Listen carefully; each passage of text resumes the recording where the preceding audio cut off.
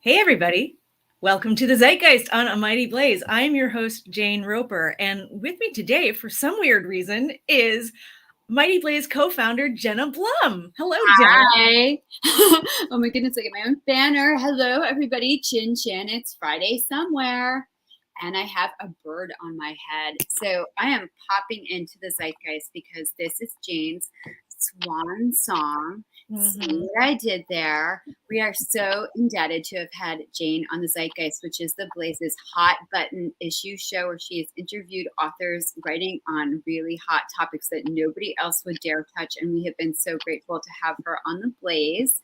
But we are going to relinquish her to her own book promotion for her book, Society of Shame, which has swans on it. Again, see what I did there. So don't forget to pre-order this now. It is the funniest freaking book ever. And it's almost a good reason for us to say so long farewell to Jane for the time being, but we are going to rope you back in, Jane. See what I did there? I am like so clever today. You are. The scotch. So anyway, cheers to you. Thank you for all the amazing work you have done for hosting some fantastic authors, including yourself. And you guys don't forget to pre-order at least 50 copies of this right now from our partner bookshop. Jane, hats off to you. Thank you, Jenna. And thank you for giving me the opportunity to be part of the Blaze fam. It has been fantastic. And it has made this whole little pandemic situation that much more fantastic and bearable. So thank you, Miss Jenna. Thank you. Okay, everybody, buckle up. Now we move on the star of the show. Bye, Jenna. Thank you. All right. Here we are now with the real guest of honor, Amanda Parrish Morgan. Amanda, thank you for your patience while we did our little. Oh, I love the swan puns. I was happy to wait. Yes, there are plenty of good swan puns. Yes, I was going to do something about, I don't know, honking or flying. I don't know, but swan song is about as good as it gets. So welcome. Amanda Parrish Morgan, everybody, is the author of Stroller. You can see the cover there behind her, gorgeous cover. It's part of the Object Lessons series by Bloomsbury, which is a series of short, beautifully designed books about the hidden lives of ordinary things. Amanda's writing has appeared in places like The Rumpus, Lit Hub, Guernica, The Millions, The American Scholar, Plowshares Blog, Washington Post, Real Simple, Women's Running. She lives in Connecticut with her husband and 2 kids and teaches at Fairfield University and the Westport Writers Workshop. She is actually coming to you live from my hometown of Fairfield, Connecticut, where she lives now. The New Yorker writes of Stroller. The central strength of the book is not comprehensiveness, but the way the stroller and Morgan's experience of her own strollering years become an omnidirectional magnet, pulling disparate material into friendly proximity. Michelle Miller-Fisher and Amber Winnick say Amanda Parrish Morgan deftly weaves together conversations around aspiration, accessibility, and aesthetics as they relate to this accoutrement of modern parenthood, and posits the stroller as a complex and sometimes confounding topic worthy of our attention and inquiry. And it's true, this book really is about so much more than just strollers. When I, first got it, I was like, how much is there really to say about strollers? But there is a lot, and you write about strollers, both the object and the metaphor, and what strollers have to say about, consumerism, about parenting, about the restraints and opportunities of motherhood, about the way our country thinks about parents and being a child friendly. Anyway, blah, blah, blah, blah. I will let you talk about it, not me. So tell me, first of all, what's the story of this book before we get into strollers themselves? Where did the idea for this book come from? Sure. So, I had heard about the Object Lessons series a few years ago. There was an Object Lessons book called High Heel by an author named Summer Brennan. And I think I heard her on maybe like one of the NPR midday shows. And I just thought her book sounded fascinating, but then the concept of the series sounded really interesting. I think there are now about 80 books in the series. Wow. Actually, one just came out today called Doll that is very cool, but and it kind of goes well in a way with Stroller. So I've been thinking about that one a lot as well. But so I sort of had my eye on this series, and they're not always open to book proposals. Sometimes they were taking article pitches for the sister series that was running in the Atlantic for a while. And for a long time, I had thought that I wanted to write a book about parenthood that took parenthood seriously as like an intellectual pursuit, but that also wasn't meant to be instructive advice. I have some really useful books that the pediatrician recommended for when to take the baby to the doctor, and Sure. those are great. But I felt like I had found books like that, and then I actually write about some parenting memoirs that I read and felt like I was really grasping for a book that felt like it spoke to the kind of mom I wanted to be, or I imagined I might be. Mm-hmm. And I just wasn't really finding anything. And then the more I read on the topic of motherhood, I did start to find some authors whose writing I loved. Like Sarah Meckendick has written some beautiful books about motherhood that really spoke to me. And actually, Designing Motherhood, the book that Michelle Millar-Fisher and Amber Winnick wrote, was really influential. But I couldn't really find something that spoke to that middle memoir, but critical style that I love. So anyway, I had initially thought I might just write about running strollers. I love to run. Mm-hmm. And I had noticed, like a lot of other women I know who ran with running strollers, that to our total surprise, after having children and having way less time in most cases to exercise than we would have pre-motherhood, that we were able to run faster in races than we had when we were younger. And sort of jokingly, we would say like, oh, it's, the resistance training of the stroller, or the adrenaline of motherhood. And or you're just escaping. You're like, I'm free. You're like, I have 27 and a half minutes to myself. Right. I'm going to just bolt out the door. Right. As opposed to being like, do I really want to go to the gym after work? So I at first thought about that, like motherhood kind of literally slowing you down in some ways in many walks of life, but then also making you stronger and faster and more efficient. But then the more I thought about it, I did think running strollers was too narrow of a topic. So I started to think more about the object of strollers and prams even more generally. And eventually, although it's not central to the book, I even brought in things like baby carriers and, those like carts that you can push that look like it's a car. And it's another wheeled way of getting a kid around. But so it really started with that central metaphor of how motherhood can feel sometimes like it very literally makes space more difficult to manage and life more difficult to manage, but then in sort of unexpected ways made me feel stronger physically and more metaphorically as well. Yeah. And there's so many different ways that strollers link in with that, right? When you're, like you said, you're pushing the strollers, you're that much stronger. But you write about how there are a lot of spaces that are not stroller friendly, but you end up literally picking up a stroller in your arms and having to carry it downstairs. So you end up with like the mega muscles for that. It's interesting how strollers are so ubiquitous, right? We just sort of take them for granted, but they're a relatively new kind of, the ubiquity of them is new, something new, right? Strollers haven't been around forever. Yeah. So one of the things I actually yesterday went to talk to my daughter's third grade class, and I was thinking they're learning about writing nonfiction, and I was so excited to do this event. But I thought, how am I going to talk about a book, that's very clearly for an adult audience in a way that's compelling to kids? And I found one of the pictures that's in the book is of a goat pulling a stroller on the White House lawn. There's a short part in the beginning about the history of strollers, and there's some sort of debate that maybe there are some ancient wheeled platform kind of contraptions for carrying kids, but what we think of as a stroller is really a 20th century phenomenon, some late 1800s, but and especially the way, right now that you might see double strollers or running strollers versus prams versus travel systems, like all of that variety of choices is really like a post-war American phenomena. Right. Yeah. And it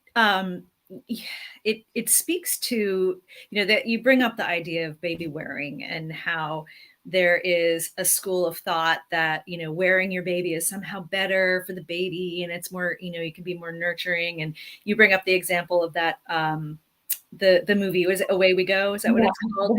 Right. Where you have this sort of like holier than thou mother figure of Ellen, who says, I love my children. I don't want to push them away from me. She's you're pushing them away from you in the stroller, quite literally.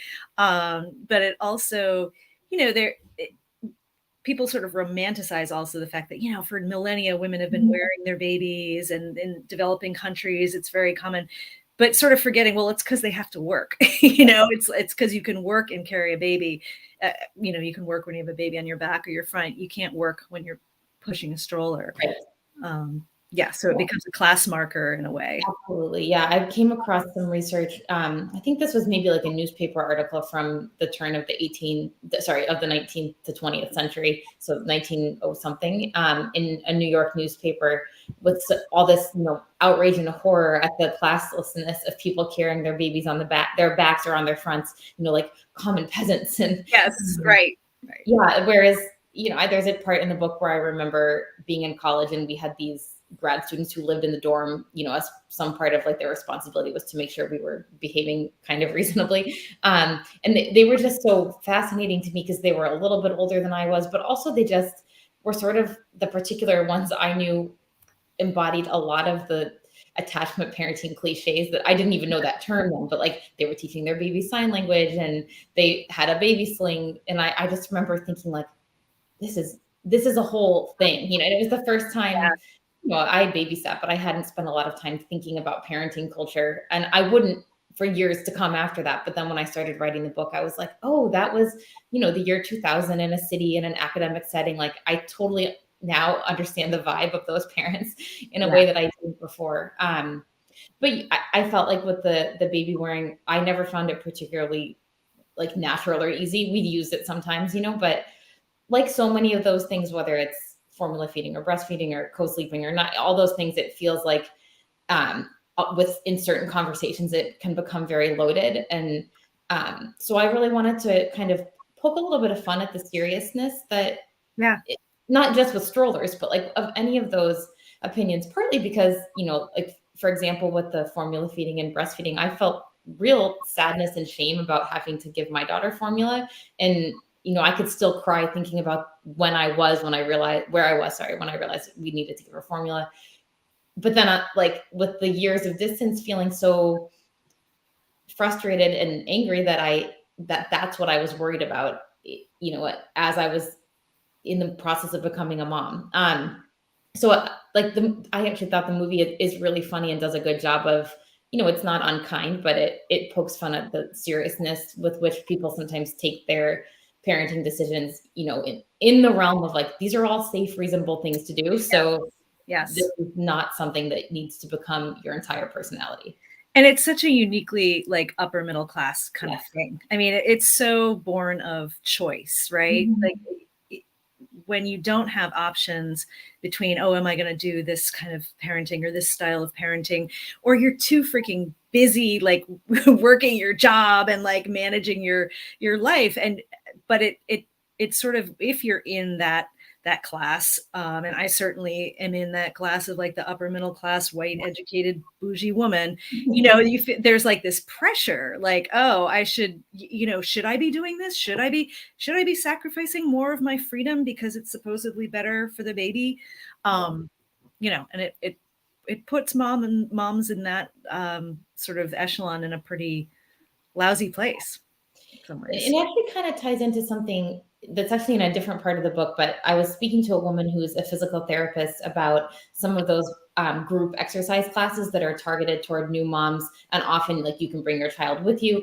I had seen some of those meeting around me, and the branding of the particular class near me was very, it was like neon pink, and the slogan at the time, I think it's changed, but was something like "Get your body back," and it was all, things that were making me cringe a little, like, we don't want to be telling women who just had babies that their priority should be losing weight. Like, how gross. So I'm on the phone with this physical therapist asking her about stroller running, which I did a lot of myself, but sort of expecting her to be a little bit dismissive of those classes for the same reasons that I was. And she said something very similar to your point. Like, a lot of women don't have any other either financial, logistical, or even emotional. Maybe their spouse isn't supportive of them taking time to go to the gym or to go on a run alone, aside from the cost of childcare or gym memberships and all those things.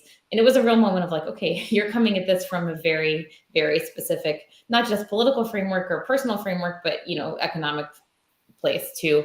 And so then, in that chapter, the physical therapist, Dr. Bales, and I went on to have a really interesting conversation about the physiology of running while pushing, and the risks for postpartum injury after hormonal changes, which really was why I wanted to talk to her, because I, I'm not an expert on that, but I had to sort of get over my whole group of sort of snarky thoughts I wanted to have about a way that some people were parenting. And even though I would view myself as being a supportive, an open-minded person, I had a little reality check at the beginning of that interview when she very politely put me a little bit in my place. Right. Yeah. I think it's hard for any of us not to have some little sense of judgment about stuff that is different. But what it was interesting, the conversations you had with the physical therapist. Also, you were talking about running and how she was saying that a lot of women, there's like this push to go back to whether it's internal from themselves or from elsewhere, this pressure like, oh, you can get up and start running again, or you should get your body back, or you should start training again as soon as possible, where it really isn't helpful. It really isn't good for you. And I was thinking about the fact that, well, she said something. What did she say? She says something about, we keep creating products instead of supporting women, right? So like the whole idea of the jogging stroller, it's like, well, that it's a product that exists to allow you to sort of multitask and, be full-time mom while also staying in shape. And it's like, well, maybe a better solution would be to like have, childcare, more affordable childcare. So women don't have to do that, as opposed to it fits right into this very consumerist version of parenting that we have.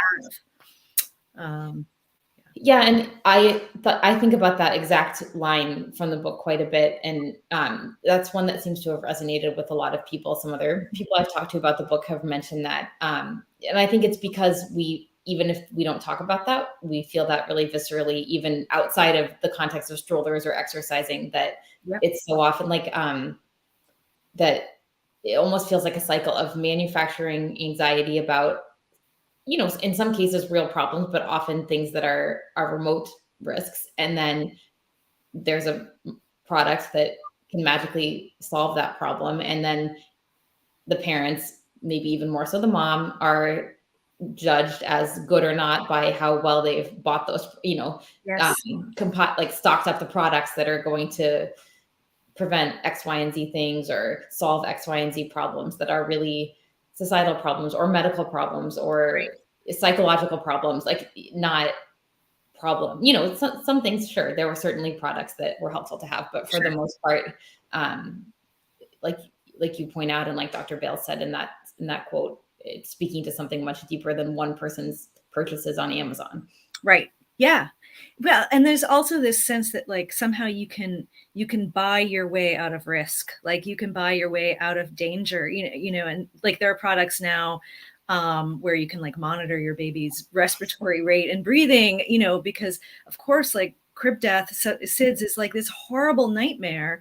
But then it becomes, like you said, like, okay, well, now if I don't buy this thing to monitor my baby's heart rate and breathing, because it does exist. So therefore, if I don't buy it, I must be, I don't care about my child. Right.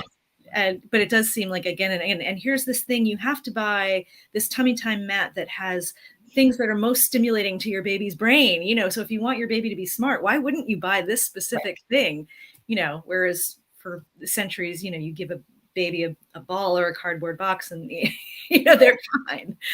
And I think that goes back to the idea that I start with early in the book about viewing babies or people in general as products that can be maximized. And I taught high school for a long time, and my kids are in elementary school now, and we live in an affluent suburb of New York where there's a lot of the sense of like, if I can just get the private lacrosse coach and then the early piano lessons, and in full disclosure, my son went to piano yesterday, so I'm guilty of this to some extent too. But this idea that you can sort of like double down on any weaknesses and create through all the resources that you have access to the ideal human. I think about it a lot with adolescence and stress, and we've all been reading a lot about the mental health crisis with adolescents right now, which obviously there are a lot of factors. But one thing I think a lot about is how this generation has been either overtly or not told that they're they should be maximizing themselves, like to always be on the market, whether that's for college or for a job or for a social media platform.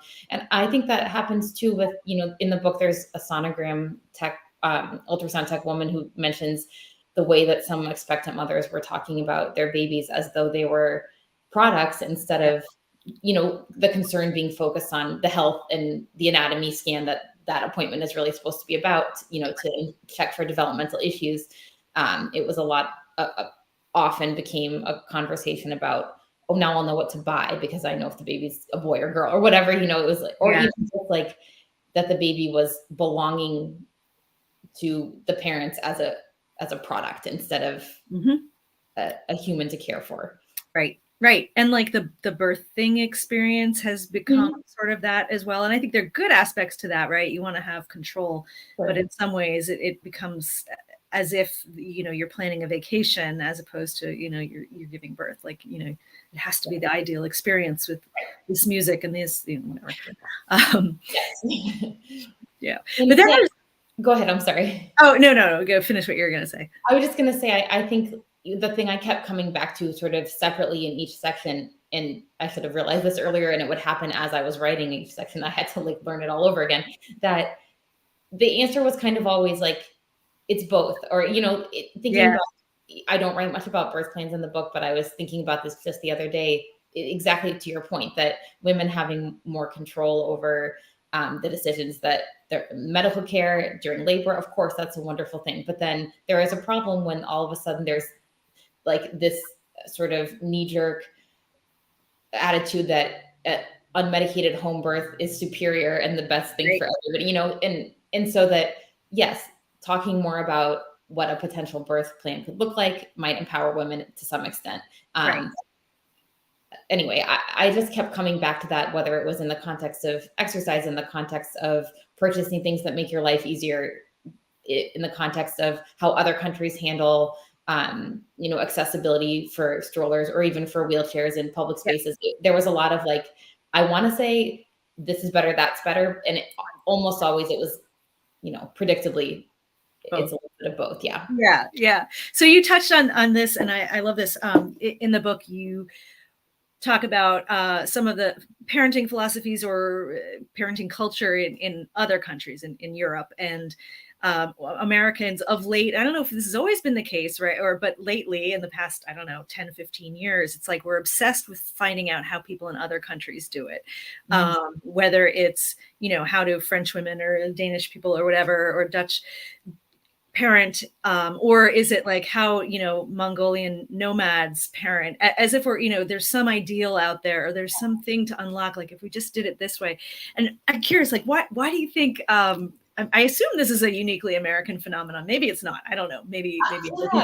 I don't think anyone's looking to like American, how Americans parent. Can you imagine? Where do they get all those small bags of goldfish over there?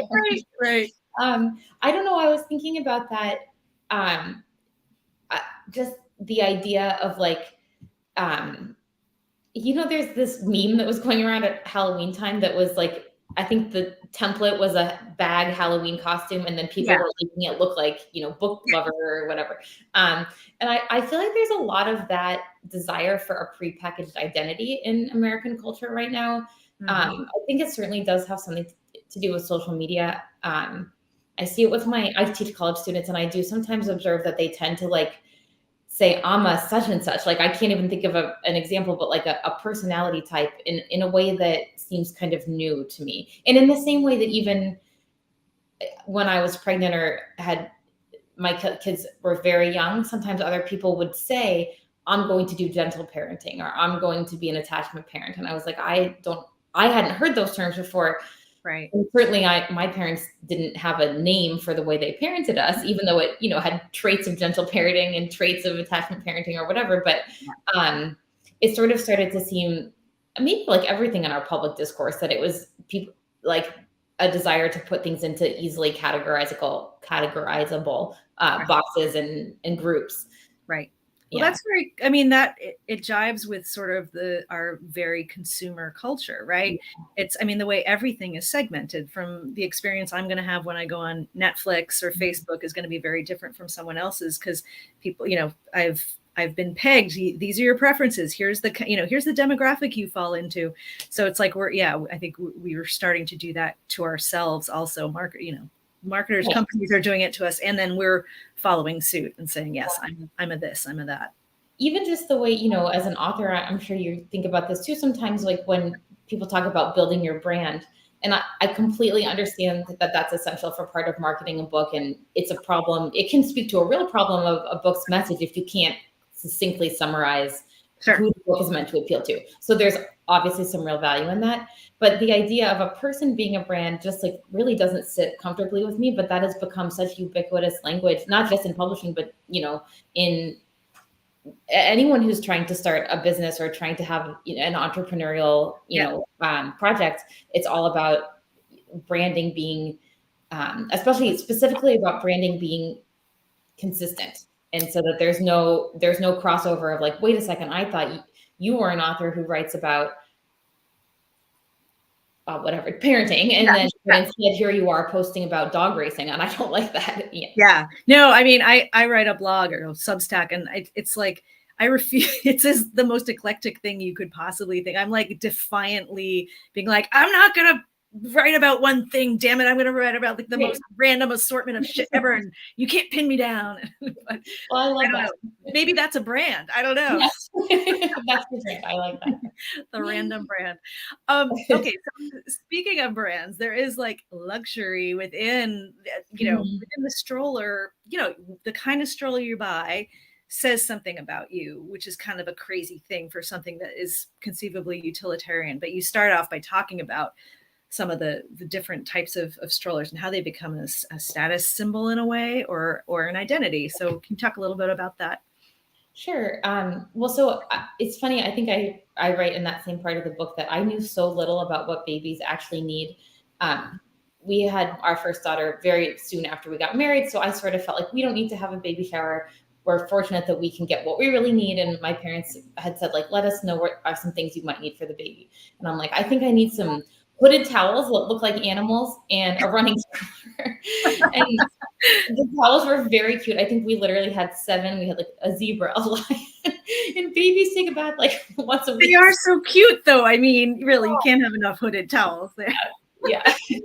Probably just didn't need quite so many, but so yes. And I had this idea, like, I opened the book with me having dinner with a woman who at the time was a really close friend who had been sort of dismissive, I guess, of my wanting to have kids, and in a way that sort of felt like a little bit mean-spirited. And she said something like, that'll be the end of all your running. And this was someone I had done a lot of running with, and that was a big part of our friendship. So it didn't just feel like saying, oh, you're not going to sleep. Thing to say, but probably not maliciously intended in most cases. Anyway, so I just had this idea, like, no, that's not going to be true. I refuse to give up this thing that's really important to me. So I'm going to get a running stroller. And I kept, on all the stuff you read, it was like, don't get a running stroller. No one ever really uses those. But I was like, no, but I really will. And I did actually. But part of it certainly was that I felt like, speaking of how items are a brand or whatever, like we live in a really walkable neighborhood. And so when my kids were really little, and in either one was in preschool or they were in different preschools for those very brief, like 2-hour chunks of time that preschool meets, I was just basically constantly running a 3/4 mile stretch to get someone here, and then 3/4 mile stretch here. And people would say things like, oh, I always see you running, or you're always with that running stroller. And part of me felt a little bit like, and implied is, if you're always sweaty, like you're that sweaty lady, like you're always running late, and no one's ever really dressed warmly enough. And that there was part of it I also took as like, yes, that's right. I am managing to work as much as I possibly can, get some exercise, which is important to me, be outside and get fresh air. Like, and I sort of felt a little bit defensive / proud of being the crazy running stroller person, both because of what it made me feel like, hey, I'm doing it all. As cliche and untrue as it is that anyone really can, it felt like a way of having some control over the narrative that then need to give up all of that. Yeah, right. No, definitely. It's something that is, the stroller is liberating. It's a choice that is liberating for you. while also it's liberating for the kid too, right? For the baby too. You write about that a little bit, how it's both a way of giving the child independence, like, you know, they can be there looking around at the world, taking it in, while also protecting them and holding them close. Okay, I have a couple more questions, but just want to say to folks who are watching, if you have questions or comments, please put them in the chat and we can pass them along. But yes, one of the other things that I thought was interesting, that the stroller as sort of a metaphor for this idea of it's protective and yet it can't totally protect, right? So you write about that very famous scene in Battleship Potemkin where there's the slaughter going on and the pram is going down the Odessa steps, the baby inside. And it's this, I think it's this particularly jarring image because it makes you realize, oh my God, this is a perilous little contraption that this baby is in, that it can, you know, it's not protecting them at all, really. It's going to, you know, send them shuttling down to their death. Whereas if that baby were being held by the mother, it made me think of, there's a scene in the original Superman movie where I think something like the helicopter's falling off the skyscraper or something, and this woman has a baby carriage and she's like covering the baby carriage going like, my baby. And I remember watching that being like, run with the baby. But I don't know, it seems similar in some way. It's like you're encumbered or you think they're protected, but they're not. Yeah. You know? I was thinking about this a little bit. One of my favorite things when I used to teach high school English was talking about objects as symbols. I mean, it's something that I think some students find very annoying when English teachers do, but I absolutely loved getting at the idea that like we all have a certain archetypal association with common objects. And the thing about the movie trope of the runaway stroller to me is like, without even consciously realizing it, I think you see the baby pram, and whether you want to think of this or do think of it, you imagine a loving parent laying a loved baby into it, protected. And it's like that whole narrative is already in there when you see just the image of the pram. It's like, yeah, so sweet and so innocent. And it's also a little bit old fashioned. I mean, even though in the movie it would have been contemporary, like for us to see that now, it's a little bit feels quaint and dated. And then, so it's like all of that tenderness and someone's hopes and dreams and care smashed up against violence. And, you know, it's like, it's in other horror movies. And even I write in the book about in Ghostbusters 2 and in that movie, The Witches from the 90s, which is a movie I saw one time when I was like 8 years old and never forgot because that scene alone was so horrifying, even though the baby survives in that movie. So I do think it speaks to like how impossible it actually is, as you were saying before, to truly protect a baby, you know, the same way that the softness of their heads is so scary. And like, I remember when I was in labor, the OB saying, do you want to touch the baby's head? And I was like, no, that sounds very scary because right now is the most dangerous time. Like the baby could be getting stuck right now. Like, just don't talk to me. Let's get right. Like, I can't deal with the reality of a living creature is like emerging from my body right now. And I think maybe not everyone has such a strong like fear of that, or maybe not such an aware fear of that kind of vulnerability. But the other flip side of the sweet yet sinister archetype of the stroller, I think, I remember having a conversation with my mom when my daughter was maybe 2 or 3, and we were just talking about kids' books, and my brother and I were sort of riffing on like all the tragic children's books where animals die and how heartbreaking they are, you know, and listing one after the other, like, oh, why would these books even exist? And then very calmly, my mom said, it's because children do experience loss, and it's important for them to process, you know, the dogs in red fern, where the red fern grows. That's a loss that's processable in a more appropriate and approachable way than, you know, if the first time they've had a language to talk about loss is when a family member dies. And immediately I was like, oh yes, you know, that's so smart. But I think that that's a little bit true about the metaphor of the stroller as keeping close and pushing away. So, you know, as part of that conversation, my mom was sort of saying like, your job is to eventually teach your kids to live in the world without you. So you're protecting them as much as they need and relinquishing control, moving some of the bumpers all the time. If, you know, ideally that's how you want it to go.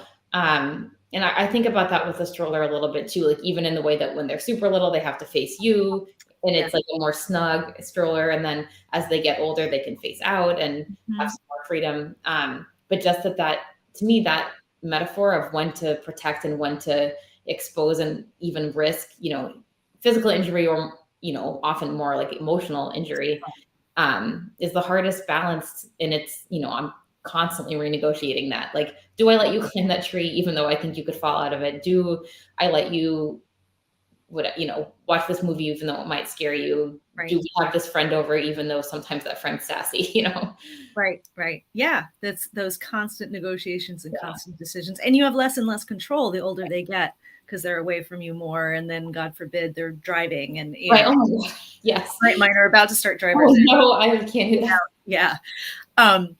So the last thing I wanted to ask about or just bring up was this idea of stroller shaming. And I don't think you don't get into it a whole lot, but there is this thing, and it was on, I guess it's still a thing on, celebrities getting, shamed on Instagram, but there used to actually be a whole website. And this was like in the maybe 2010-ish realm of 2010, where people would like post pictures of parents with kids they thought were too big to be in strollers.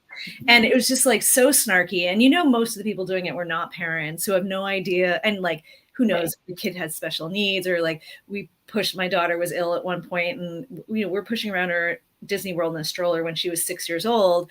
And she looked visibly ill. So hopefully no one was like judging us, but whatever, but it is this funny thing where it's like, yes, cute baby in stroller. Oh, sorry, that kid's too big to be in a stroller. Shame on you. Yeah. Which is kind of, I feel like I know that shame is a part of your next book too. So yes. This is a whole other conversation that I would love to have. I've just been thinking more and more in so many realms of our public conversation and our public discourse about how prevalent shaming has become from all different sorts of people of all different, like supposedly different political stripes. Like I just, I think the ability of anyone to walk around with a camera and pull it out at a moment's notice and capture something embarrassing is probably contributes to a little bit of that culture of shame. But I don't know what to say other than that it feels like when I was teaching the Scarlet Letter to my students, we're talking about like this horrible time when the Puritans, in a last desperate grasp for power, were using shame to control women. And it's like, wait a minute. Somehow this seems to have, become more and not less relevant in the years since we were first talking about that novel. And I do think of it, a person using shame or trying to shame another person as being like fundamentally something that a person without real power does, because it's manipulative and it's a weak thing to have to rely on making someone feel shame. But there's way more shaming in general, but especially I think toward mothers. There's a book that I read that Sarah Meckendick wrote. The name of it is Ordinary Insanity, and the subtitle is something like The Silent Crisis of Anxiety in American Motherhood. I may not be getting the subtitle quite right, but like one of the central points of her book is that because of how much shame there is about parenting decisions or mistakes, that really isolates mothers. And then that's a big factor in postpartum anxiety and depression. Not so much even the shame itself, but the isolation that comes from the shame. Yes. So I don't know. I think it's a very relevant question that's much bigger than strollers. Yeah, absolutely. And we'll go on a whole other, but I know you mentioned Kim Brooks' book, Small Animals, which is great, about, this hyper judgment about mothers and what we perceive as, bad decisions or bad mothering and it puts so much more pressure on women. And it is definitely more mothers than fathers for sure. It somehow it always, the mother always gets the blame. Anyway, on that happy note, yikes. But in general, parenthood's a joy. Strollers are wonderful, and everyone. It's really such a thought-provoking book, and I love how you bring so much of your own story in there, and your vulnerability about your first years as a parent. And I wish I could hold up a copy, but I don't have a physical copy. So There it is. Yes, it's a great, and it's a quick read too. It's short. It's very compact and like a lot packed in a few pages. So everyone should check it out. We've got a link up there.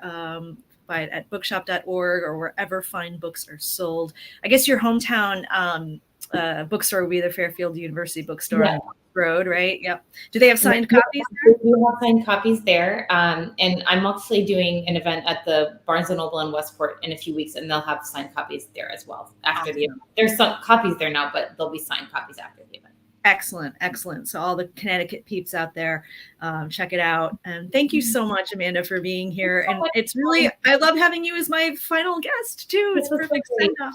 To read your book. Oh, thank you so much. All right. Take care. All right.